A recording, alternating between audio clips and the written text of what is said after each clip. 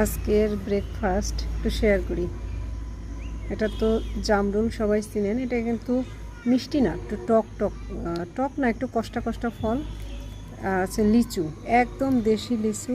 এটা টক, বেশিরভাগই টক, অল্প অল্প মিষ্টি।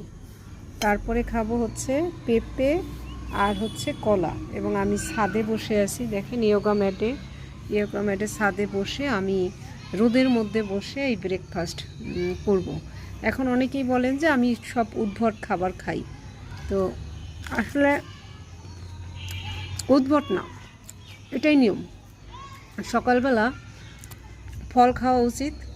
এরপর আমি প্রোটিন কখন খাই বা প্রোটিন থাকে না এটা আপনাদের ধারণা না।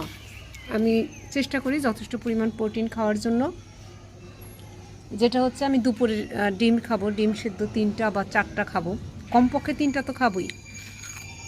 খেয়ে তারপর বাসায় গিয়ে আমি দেখেন আমার এই ছাদের মধ্যে আসছি, প্রকৃতি কী সুন্দর, আজকে সুন্দর হচ্ছে রোদ।